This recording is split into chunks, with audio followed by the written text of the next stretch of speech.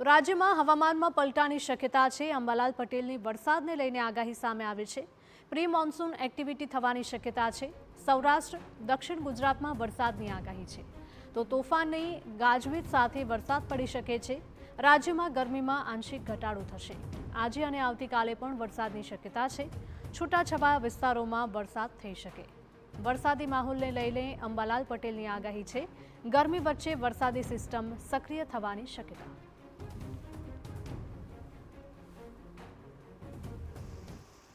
મધ્ય ગુજરાતના ભાગોમાં વાદળવાયુ આવવાની શક્યતા રહેશે। અમદાવાદ ગાંધીનગરના ભાગોમાં પણ વાદળવાયુ આવવાની શક્યતા રહેશે। ઉત્તર ગુજરાતના ભાગોમાં પણ વાદળો આવવાની શક્યતા રહેશે અને સૌરાષ્ટ્રના ભાગોમાં પણ વાદળવાયુ આવવાની શક્યતા રહેશે। પશ્ચિમ સૌરાષ્ટ્રના ભાગોમાં પણ વાદળવાયુ આવવાની શક્યતા રહેશે અને પ્રી મોન્સૂન એક્ટિવિટીનો વરસાદ હવે સૌરાષ્ટ્રના ભિન્ન ભિન્ન ભાગોમાં થવાની શક્યતા રહેશે। ઉત્તર સૌરાષ્ટ્રના ભાગોમાં, રાજકોટના ભાગોમાં વગેરે ભાગોમાં વાદળવાયુ આવવાની શક્યતા રહેશે।